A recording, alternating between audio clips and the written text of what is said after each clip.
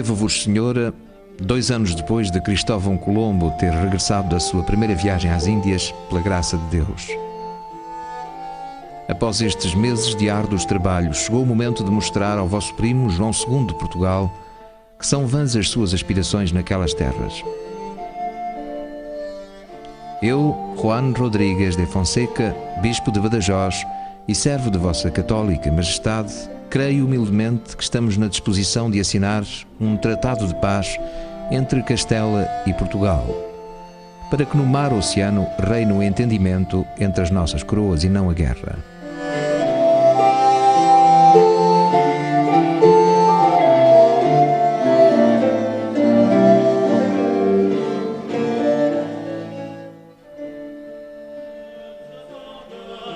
Nos Códices Miniados é uma das figuras menores. Uma dessas personagens relegadas para segundo plano na história. Juan Rodrigues Fonseca é, em 1494, conselheiro pessoal em assuntos marítimos dos reis católicos de Espanha, Isabel e Fernando. E vai ser um dos artífices da Revolução Geográfica dos finais do século XV. Até este momento, o mundo conhecido na Península Ibérica abarca pouco mais que a Europa e o Mediterrâneo. Mas graças aos navegadores portugueses e espanhóis, as fronteiras da civilização ocidental vão alcançar os confins do planeta.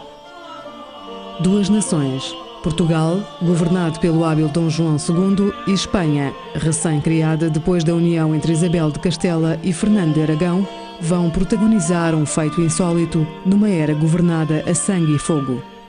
Um tratado internacional que evitará uma grande guerra por causa da descoberta da América por Cristóvão Colombo. Esta é a história do Tratado de Tordesilhas, um exército de diplomacia e espionagem sem precedentes. É a história dos homens e das mulheres que protagonizaram a maior divisão do mundo.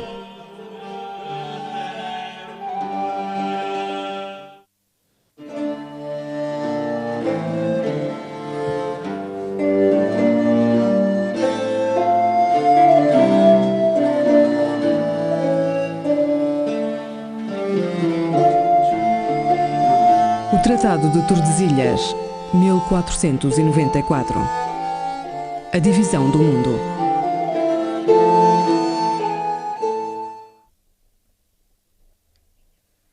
Portugal e Castela são, em finais do século XV, 2 reinos independentes.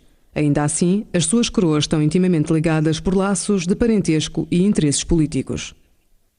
Quando, em 1469, a jovem Isabel, herdeira do trono de Castela, decide casar-se com o seu primo Fernando, herdeiro da coroa de Aragão, põe fim a esse estado de graça entre ambas as coroas.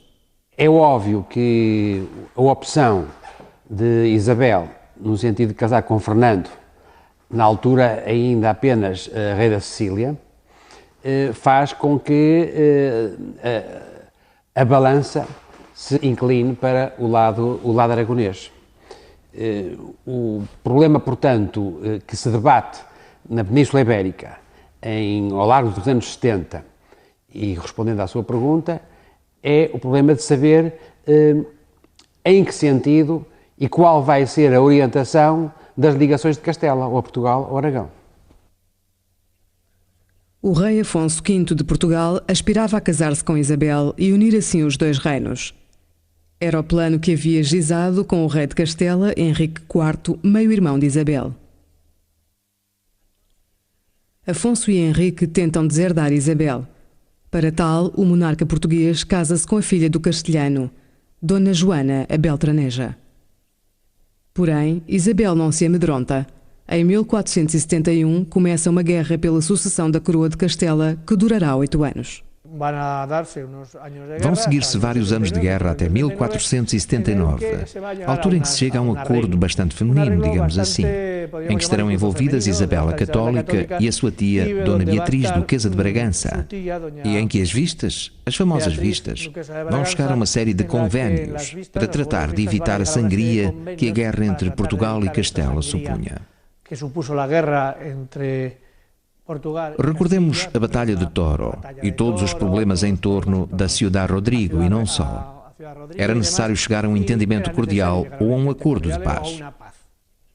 Em 1479, Fernando e Isabel venceram militarmente Afonso V nas batalhas de Toro e Albuera. Henrique IV morreu.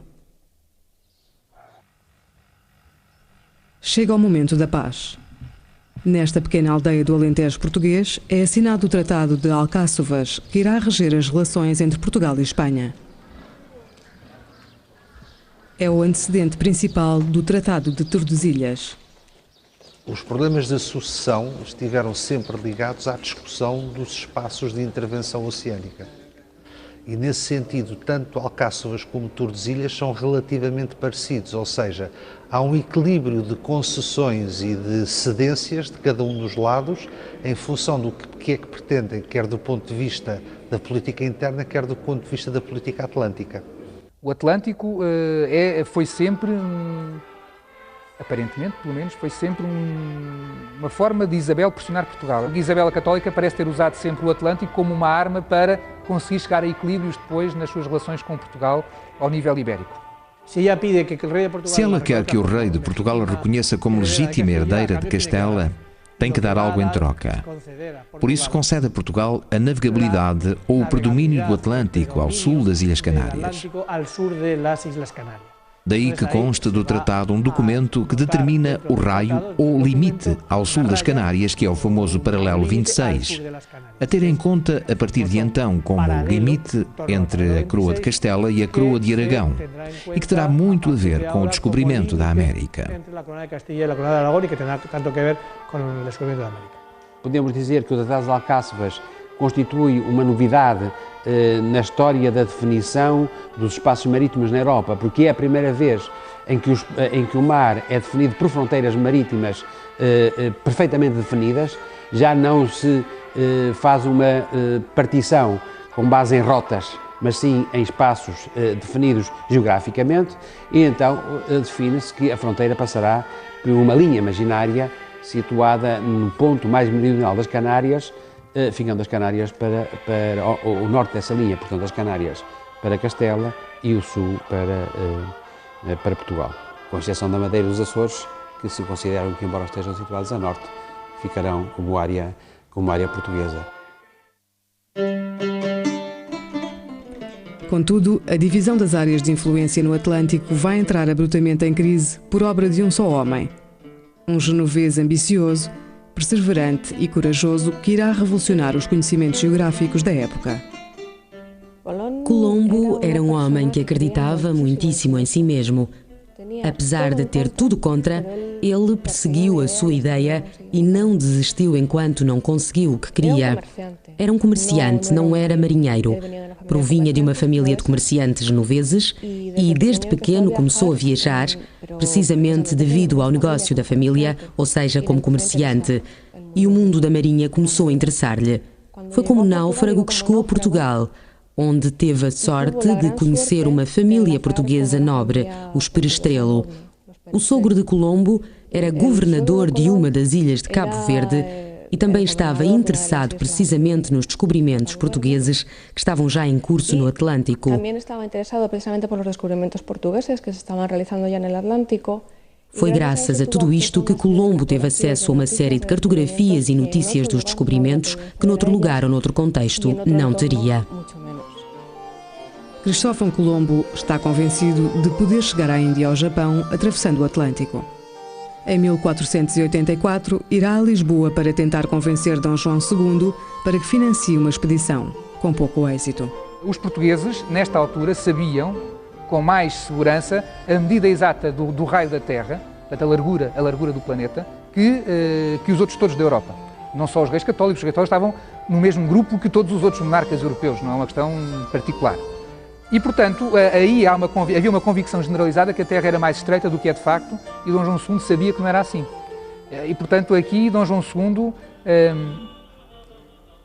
estaria bastante seguro, na época, de que Colombo dificilmente teria chegado ao extremo oriente asiático. D. João II não concordou. Apresentou a uma comissão de cientistas que não aceitou a ideia porque achavam que não estava certa. Uma vez que naquele reino não acolhiam a sua proposta e dado que era viúvo por lhe ter morrido a mulher, Filipa Muniz de Perestrelo, e ter um filho pequeno, Colombo decidiu passar ao reino de Castela e tentar de novo a sorte junto da corte castelhana. Colombo vai precisar de 7 anos e da ajuda dos monges do mosteiro de Rábida para convencer os reis católicos espanhóis, especialmente Isabel, da grande oportunidade que representava a sua rota para o Ocidente em direção à Índia. Ficou demonstrado neste tempo que vós, discretíssima senhora, tendes razão. É necessário levar Castela até ao outro lado do oceano. Como subtil clarividência, compreendestes que era conveniente apoiar Colombo e abrir uma nova rota comercial para Catá e Cipango. Com a mesma clarividência convencestes o vosso esposo, o rei Dom Fernando, de que a coroa beneficiaria mais em investir no comércio das especiarias do que em centrar-se no predomínio naval do Mediterrâneo.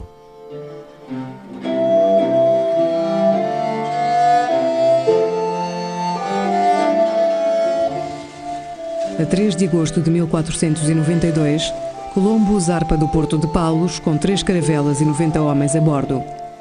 2 meses e meio depois, a 12 de outubro, a expedição chega à ilha de São Salvador, atualmente designada por Bahamas.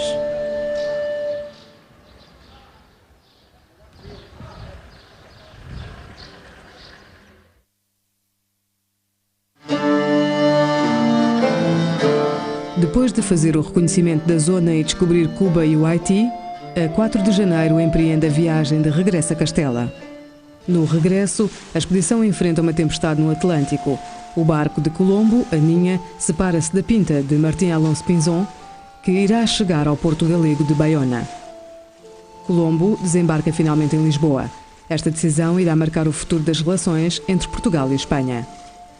A Ninha, na qual Colombo regressava, era uma caravela um pouco mais pequena e mais frágil. A tempestade de Cabo Verde, que a separou das outras, levou-o para perto da costa sul da península. Tentando resguardar-se da tempestade, Colombo chegou à costa portuguesa e, uma vez ali, decidiu voltar à terra para apresentar os seus cumprimentos a Dom João II de Portugal. Essa é a versão oficial, porque provavelmente o que ele fez foi dar-lhe conta do que conseguira, apesar da sua recusa. É aqui que surge novamente a polémica entre Castela e Portugal. Depois, a própria forma como se apresenta na corte de Dom João II e pela forma como é tratado pelos cronistas, os cronistas insistem que a atitude de Colombo, quando se apresentou junto de Dom João II, foi uma atitude de quase desafio, ou de uma certa arrogância, de ver, no sentido de vir ver, estás a ver, não quiseste, mas eu descobri. Ele era um pouco presunçoso, digamos assim. É capaz de ter dito, vê, eu tinha razão, o plano que lhe propus estava certo, aqui tenho os meus índios. Trouxe de facto uns índios e Dom João II, que era um rei muito inteligente, tratou logo de, através de inquirições, averiguar a localização do descobrimento para ver se realmente tinha sido feito dentro do que correspondia ao Tratado de Alcáçovas.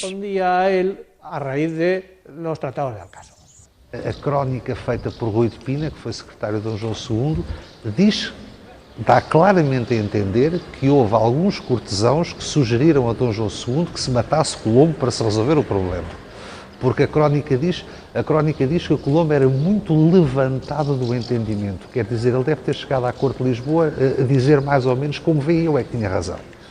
E o rei português teve alguma dúvida nos primeiros instantes, mas ele próprio assegurou depois a proteção pessoal da vida de Colombo perante os seus conselheiros que queriam mandar matá-lo, de facto.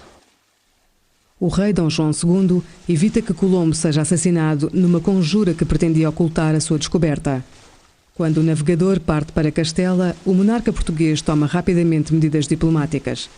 Arma uma frota para vigiar a rota até o Atlântico Ocidental e envia os seus embaixadores e espiões para a corte castelhana. Fernando o Católico encontra Colombo em Barcelona em finais de abril de 1493 e depois de o saudar e de o considerar Dom Cristóvão Colombo, apresentando-o às autoridades catalãs como uma figura importante, assim que se encontram em privado, a primeira pergunta que lhe faz é acerca da localização da sua descoberta, pois ele não estava muito convencido.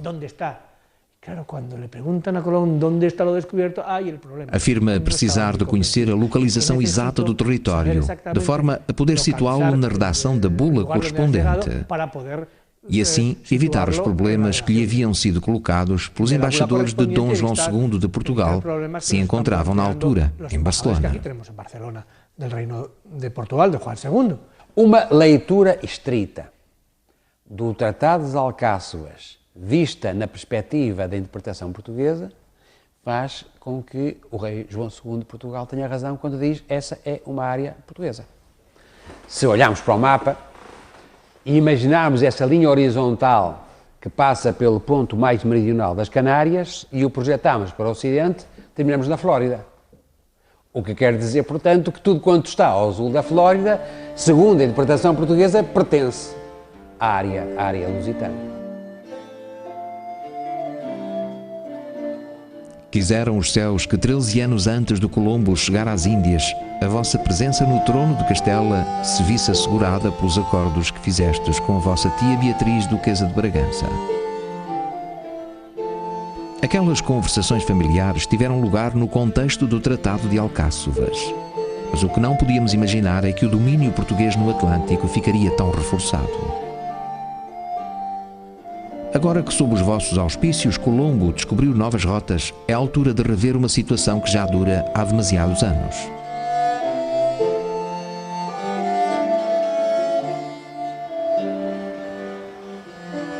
O Tratado das Alcáçovas tinha criado uma condição de hegemonia quase total dos portugueses no oceano.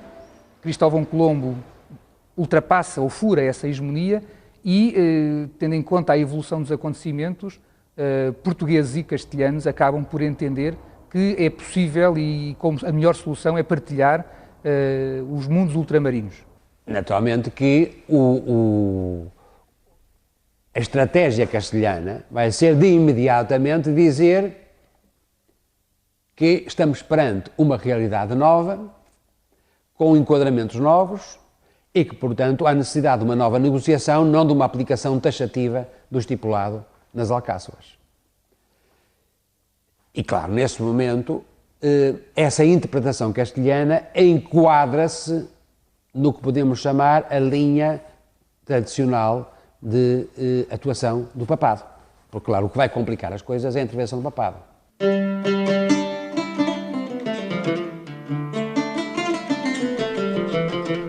Fernando, o rei espanhol, procura apoio internacional contra a pretensão portuguesa de reclamar os seus direitos sobre as terras descobertas por Colombo. E só existe uma autoridade de referência internacional no século XV: o Papa.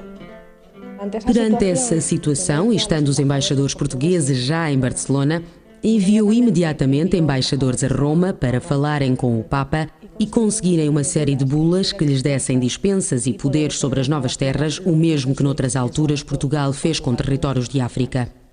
Quem era o Papa? Alexandre VI. Era da sua região, era aragonês e sabe-se que tinha 2 filhos bastardos, a quem neste momento, em abril de 1493, Fernando o Católico vai conceder alguns benefícios.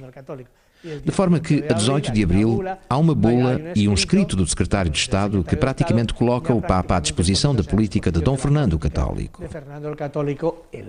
Alexandre VI era um homem de grande ambição e que tinha feito tudo o que podia para ajudar aquele que o tinha ajudado a chegar ao trono da Santa Sé. E, portanto, é uma intervenção perfeitamente clara, não há nenhuma arbitragem de conflitos. Alexandre VI não intervém para, no fundo, servir de árbitro entre ambas as partes. Alexandre VI escreve as chamadas bulas alexandrinas, uma delas, aliás, completamente falsificada, a segunda, conforme Charles Martial de Witt demonstrou, que inclusivamente foi antedatada, escreve as bulas ou imita as bulas alexandrinas para favorecer uma parte que é aquela que pediu que ele servisse de árbitro. Uma vez mais, a vossa discrição suportou as intrigas. Todavia, hoje recordo quando o rei Dom João II mandou emissários à nossa corte para fazer ver que as novas terras estavam sob a jurisdição portuguesa. Mas o rei Dom Fernando, alentado pelo Espírito Santo, fez valer a sua influência no Vaticano e conseguiu uma bula de Nosso Senhor o Papa Alexandre VI, na qual se certificava de que a descoberta pertencia a Castela, ainda que não se soubesse ao certo a localização daquelas terras. Surpreendeu-me então a perspicácia de Colombo. Propôs traçar uma linha do Polo Norte ao Polo Sul, passando pelas ilhas dos Açores e de Cabo Verde, sendo que a poente tudo pertencia ao Reino de Castela. Cristóvão Colombo inspirou os reis católicos e o próprio Papa Borgia a fazerem uma nova divisão do mundo baseada numa linha de norte a sul e não de este a oeste como a traçada no Tratado de Alcáçovas. Alexandre VI dá-lhe ouvidos e altera a sua primeira bula. Colombo, para evitar não só que os reis fiquem sem essas terras, mas também que ele perca os direitos que tinha conseguido, propõe-lhes alterar o sentido da divisão da terra. Propõe que o Tratado de Alcáçovas, que definia um meridiano que passava pelas Ilhas Canárias, se transforme numa ilha, de um polo ao outro, que passe por Cabo Verde e pelas Canárias. Com esta informação, na qual o rei propõe um novo tratado, e também com as novas bulas, o Papa decide deslocar a linha umas 100 léguas. O Papa decide desplazá-la a 100 léguas. A bula de Alexandre VI, que fala na linha divisória, é uma bula equívoca porque diz que a linha deve ser traçada de polo a polo, portanto é um semi-meridiano, não um meridiano completo, 100 léguas ao ocidente dos Açores e de Cabo Verde. Ora, os Açores estão aqui, Cabo Verde está aqui, portanto as 100 léguas não são reais, não é possível traçá-las. A intervenção concreta, tal como se traduziu nas bulas papais, cria um problema gravíssimo. Eu penso que tanto os reis de Castela, Fernando como Isabel, como o rei de Portugal, perceberam que essas bulas criariam, se fossem cumpridas, criariam um problema gravíssimo. E é talvez a consciência da gravidade desse problema que os leva a abandonarem, por consenso entre as duas partes, as negociações baseadas nas bulas papais e entrarem em negociações diretas. Perante a dificuldade em saber exatamente o que são e onde ficam as terras descobertas por Colombo, os reis de Espanha ordenam ao almirante que parte de novo em setembro de 1493. Colombo tem o mandato de povoar as terras descobertas e, sobretudo, de elaborar um mapa das mesmas para que Dona Isabel e Dom Fernando possam negociar com Dom João II. Colombo parte novamente. Nesta segunda viagem não vão 3 embarcações como na primeira, que fora mais casual e que pretendia apenas sondar. Esta conta agora com uma grande armada de 17 embarcações, em que viajam muitos artesãos e carpinteiros. O objetivo principal de Colombo é saber ao certo onde chegara da primeira vez, fazer um mapa e mostrá-lo aos reis. Vossas Majestades, com generosidade ilimitada, confiastes neste humilde servo para organizar uma segunda expedição às Terras Novas. E eu, Juan Rodríguez de Fonseca, aceitei agradecido este alto encargo que não mereço. Preparar uma nova viagem para determinar exatamente onde se encontravam as Índias. Para um feito importante de caráter estatal, é necessário pôr à frente uma pessoa importante. Ao procurarem alguém que reúna essas condições, encontraram mesmo ali ao lado, provavelmente recomendado pelo seu superior, uma figura que é Juan Rodríguez de Fonseca. É um homem do Renascimento que se movia num ambiente de cartografia interessante e que ficará encarregado de levar a cabo toda a organização económica e de estratégia de uma expedição muito importante de 17 embarcações. A partir deste momento, ele será uma pessoa fundamental em todo o projeto americano. Terá que, juntamente com Colombo, organizar as embarcações, o dinheiro, a geografia, a cartografia e toda a política de espionagem que pode haver num lugar e noutro. Fonseca era um homem de grande caráter, com uma mente privilegiada, muito organizado e não se deixava manipular facilmente. Penso que foi precisamente por isso que os reis pensaram nele, pois Colombo também tinha um caráter muito forte. Se escolhessem alguém fraco, podiam em 2 tempos perder as terras e a coroa não poderia fazer nada. Apesar das tensões entre Fonseca e Colombo, a multitudinária expedição chega às Antilhas com êxito. Colombo dedica-se imediatamente a cartografar as ilhas descobertas. Todos os esforços deste ministro de Deus foram postos naquele encargo. Ainda assim devo confessar-vos, senhora, que não foi fácil lidar com Colombo, pois a sua tendência para o gasto chocava com as minhas inclinações naturais para a contenção.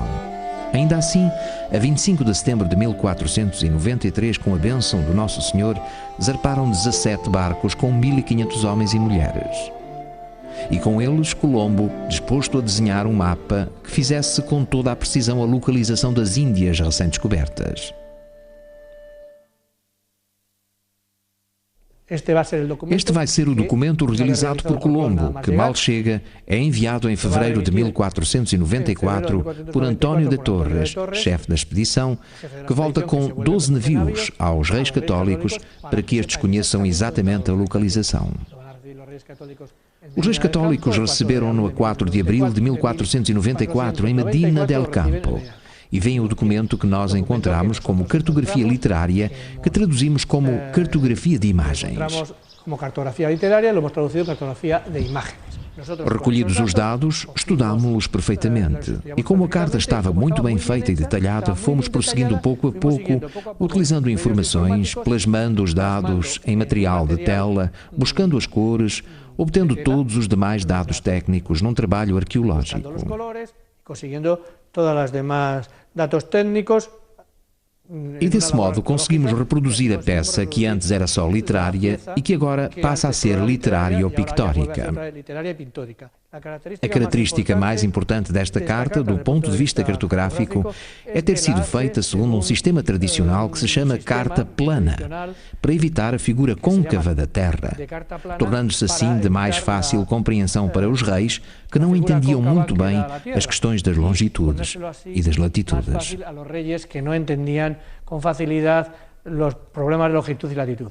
O que ele faz neste caso é corrigir a geografia da Europa baseando-se num mapa medieval.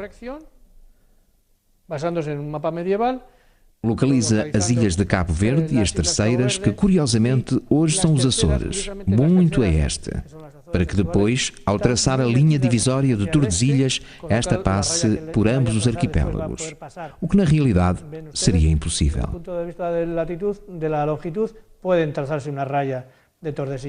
Depois desenha o continente asiático, onde pensa que chegou, e localiza a sua descoberta da Espanhola e na ilha de Cuba, que também descobriu. Porém, a Cuba dele é continental, integrada no continente asiático.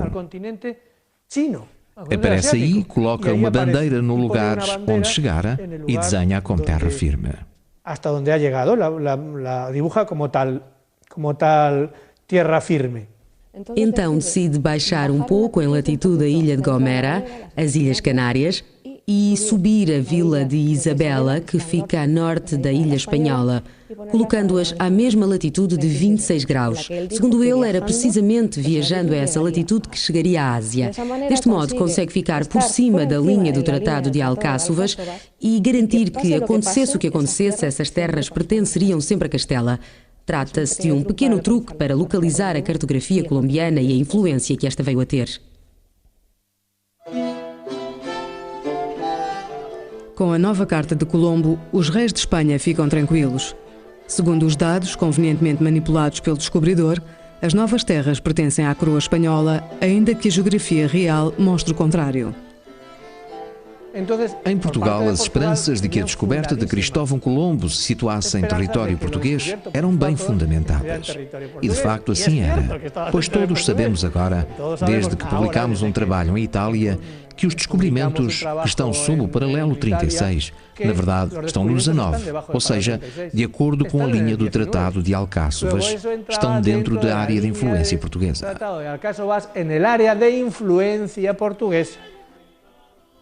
No entanto, a prioridade de Dom João II não é reivindicar a descoberta, mas sim conservar a rota para a Índia. Portugal precisa que o novo tratado reflita o seu direito de navegar pelo Atlântico Sul na rota até ao Cabo da Boa Esperança.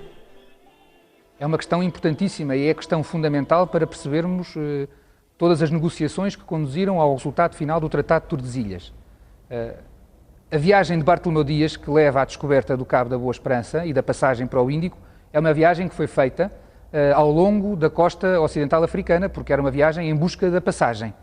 Mas enquanto realizaram essa navegação penosa para sul, os navegadores portugueses aperceberam-se que estavam a enfrentar permanentemente ventos contrários, que são os ventos alísios que, junto à costa africana, sopram para norte. E, portanto, que era uma viagem difícil e era uma viagem pouco prática. Para aceder à rota do Cabo, para aceder ao Oceano Índico e às especiarias, para ir ao Oriente, era preciso navegar primeiro para o Ocidente no Atlântico, era preciso ir até o sudoeste do Atlântico para ter uma rota permanentemente com ventos favoráveis, que era muito mais rápida e muito menos arriscada do que uma rota de navios de comércio realizada em um regime de ventos contrários.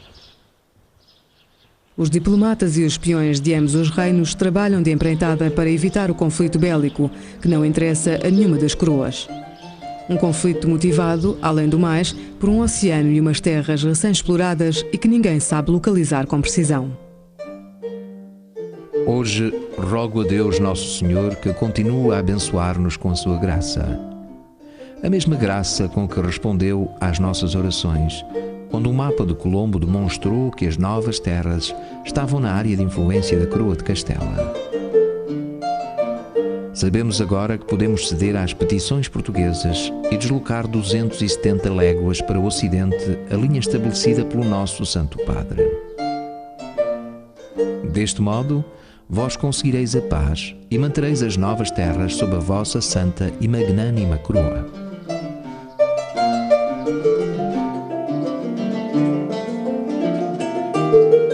É evidente que os reis católicos estavam numa situação desvantajosa em relação a Portugal nestas negociações, porque os reis católicos tinham entrado de repente neste processo, enquanto os portugueses estavam nele, nesta altura, há mais de 70 anos.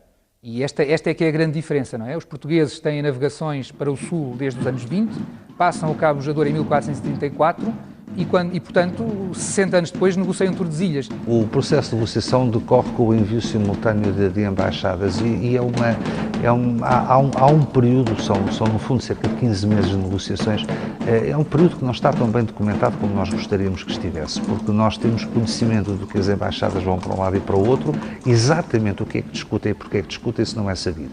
As crónicas e a documentação existente não são muito loquazes a esse respeito, não dizem muitas coisas.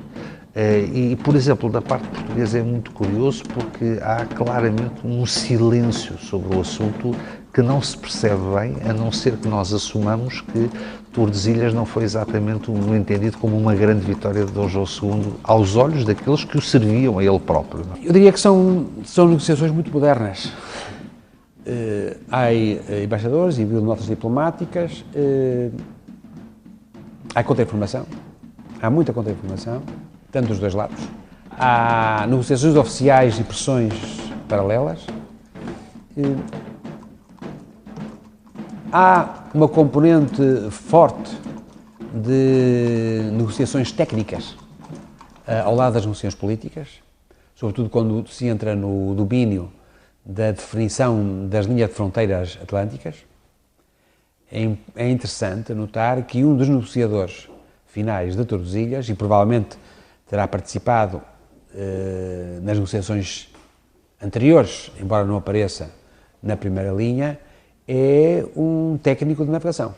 É um homem com uma grande experiência, um português chamado Duarte Pacheco Pereira, com grande experiência na navegação na zona da Guiné, e muito provavelmente a sua opinião foi determinante na definição dos exatos termos em que a linha de fronteira das 370 léguas será definida, porque efetivamente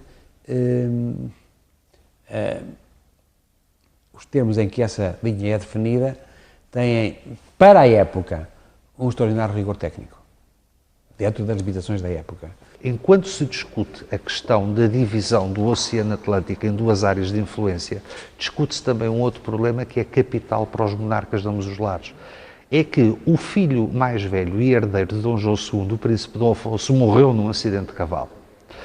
E a sucessão da coroa de Portugal, na altura em que se está a discutir esta questão de Tordesilhas, recai sobre Dom Manuel, que é seu cunhado, mas é também seu inimigo político. E há uma intervenção clara dos monarcas de Castela, Isabel a Católica de Castela e Fernando de Aragão, no sentido de que Dom João II reconheça os direitos sucessórios do seu primo Dom Manuel. E Dom João II acabará, de facto, por reconhecer o direito sucessório de Dom Manuel, que era juridicamente aquele que tinha o direito de lhe suceder, de resto. Rapidamente se chegou a um consenso. Eu diria que, neste aspecto, embora seja difícil de provar, mas é muito provável, é muito, enfim, aceitável que tenha tido uma força muito grande a figura de Fernando.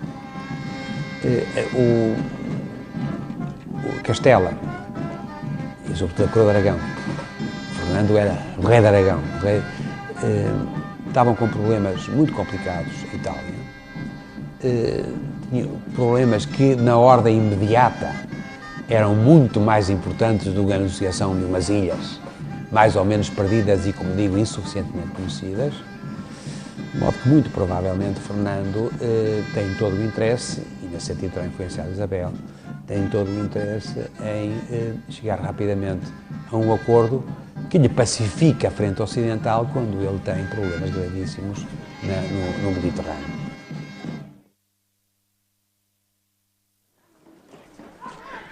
Finalmente, a 7 de junho de 1494, duas delegações de ambas as coroas reúnem-se na localidade castelhana de Tordesilhas para assinar um acordo que, do ponto de vista ocidental, supõe a divisão do mundo conhecida até à data. Alonso González de Tordesillas es mi nombre. Y yo su esposa, Leonor de Ulloa. Y esta es nuestra casa. As duas comissões, a portuguesa e a espanhola. As duas comissões, a portuguesa e a espanhola ou castelhana, reúnem-se na cidade, no Palácio de Tordesilhas, aqui mesmo onde estamos agora a gravar. E vão chegar a um dos acordos correspondentes, que é conhecido como o Tratado de Tordesilhas. Não me atrevo a falar em divisão do mundo, como se diz por aí. Embora os chineses se riam de nós, claro. Digamos que repartem as áreas de influência atlântica entre ambas as coroas.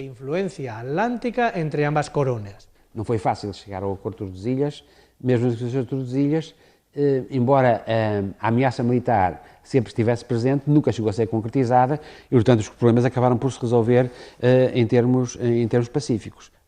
A zona que vai desde a linha de Tordesilhas em direção a este corresponderia a Portugal. Toda essa área de influência estaria sob o seu poder. E a parte correspondente à linha em direção ao oeste corresponderia a Castela. Com um corredor para que possa passar da região espanhola da Península de Castela em direção a oeste pelas Canárias. Esta é a decisão fundamental que apazigua a possível inimizade entre Dom João II e os reis católicos. O tratado significa para Castela que, de facto, o novo mundo é castelhano, mas ficaram sem uma parte, digamos assim. Portanto, a parte da América do Sul, correspondente a uma área muito superior àquela que foi estipulada no tratado e corresponde hoje ao Brasil, fugiu à influência castelhana. Toda a América do Sul hoje deveria falar castelhano se a linha de Alexandre VI vingasse.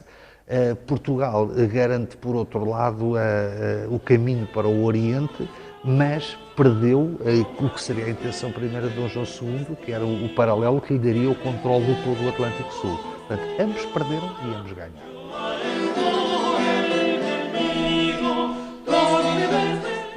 Hoje em dia, todos os verões, um grupo de teatro formado pelos vizinhos de Tordesilhas representa para os turistas a assinatura do histórico tratado.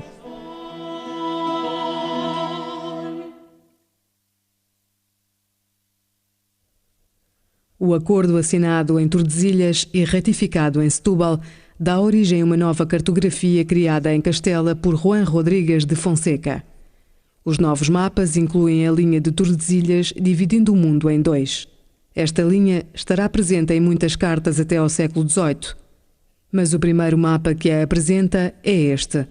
A carta feita em 1500 por Juan de la Cosa, um piloto que já navegara com Colombo na sua primeira viagem às Antilhas. A carta de Juan de la Cosa é uma carta universal, como lhe chamavam na altura. Nela está representado todo o mundo conhecido até então e, sobretudo, as terras descobertas pelos espanhóis na América, que então não se chamava América, mas sim Índias. Esta carta é importante porque põe no papel a questão dos descobrimentos e os temas políticos e de competência entre portugueses e espanhóis.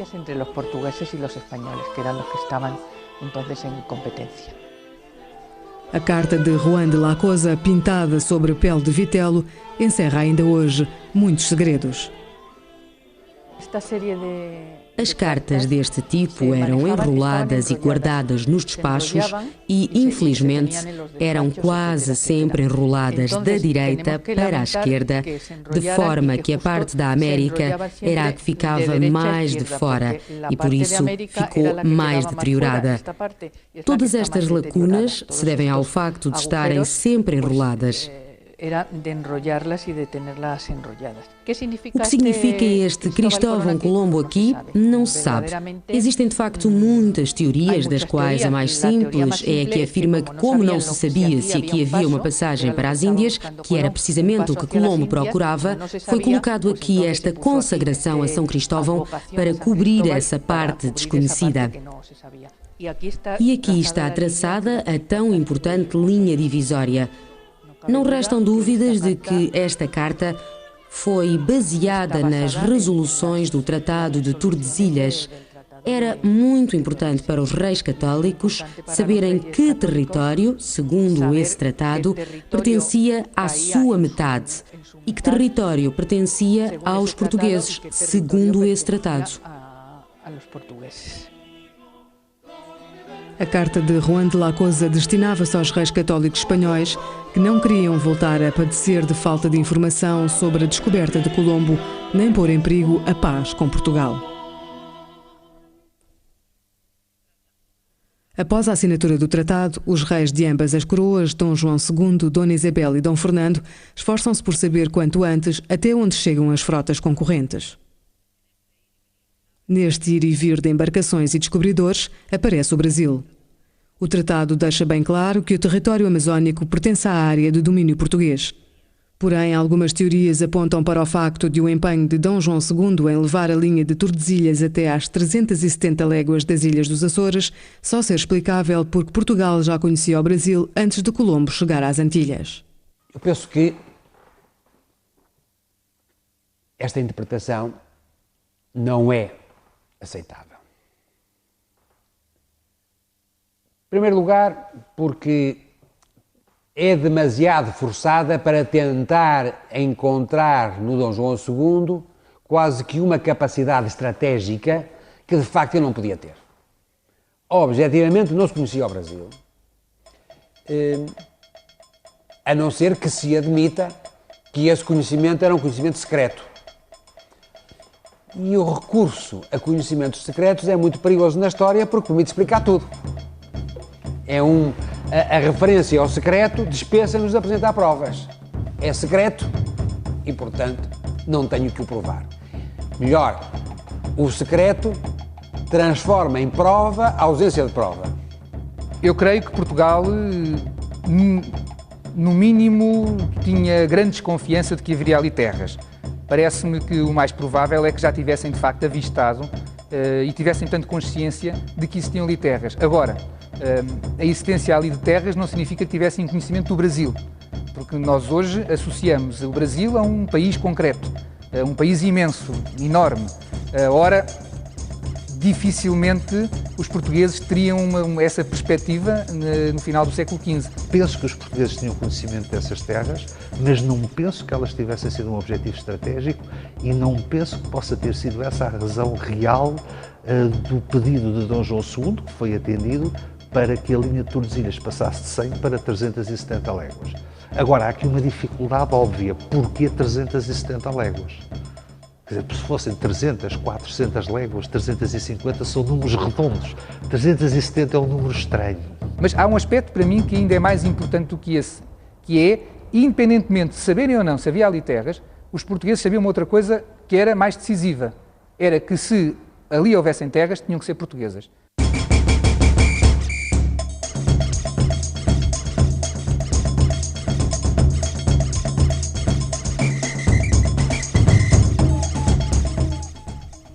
Hoje, mais de 180 milhões de brasileiros falam português graças ao Tratado de Tordesilhas e à sua linha invisível sobre o Atlântico.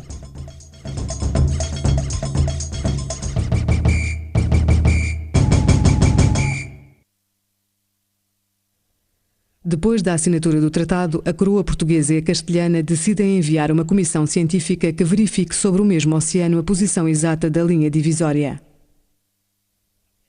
A fé dos monarcas nos seus cientistas é superior às possibilidades técnicas dos seus cosmógrafos no século XV. As duas coroas estimam que, num prazo de 10 meses, tanto pilotos portugueses como castelhanos devem já ter estabelecido definitivamente o lugar da linha.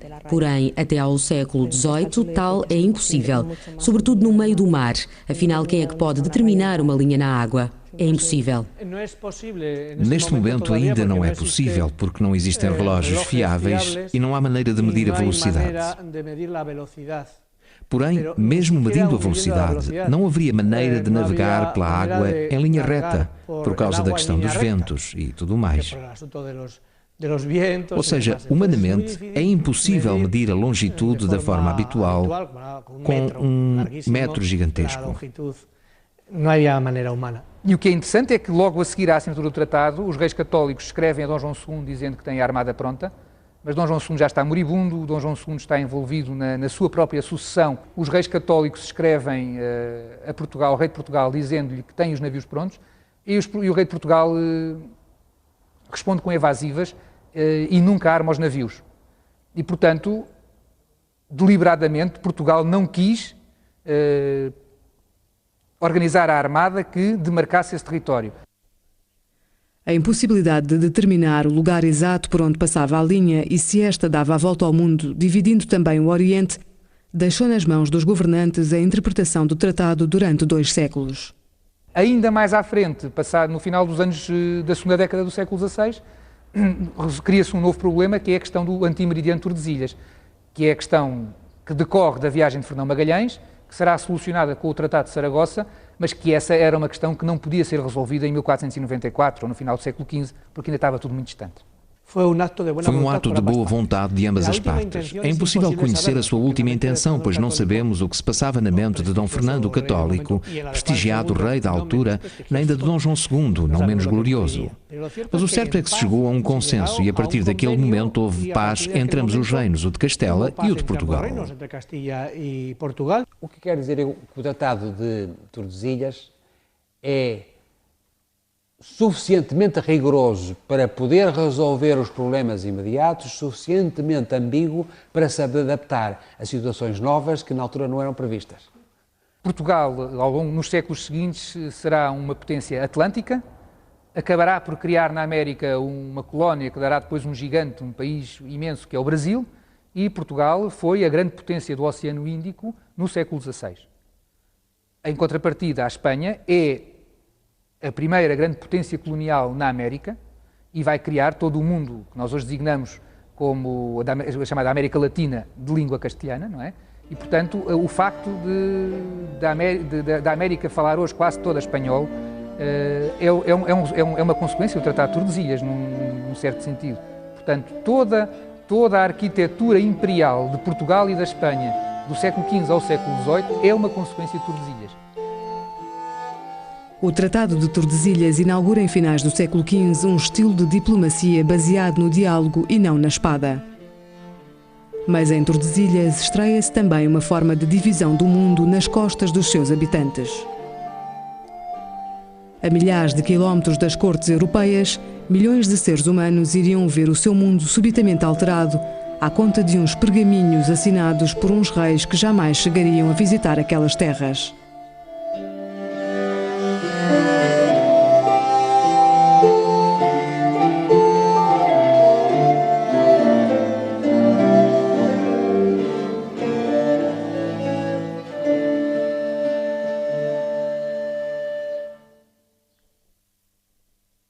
Versão portuguesa, Santa Claus Audiovisual.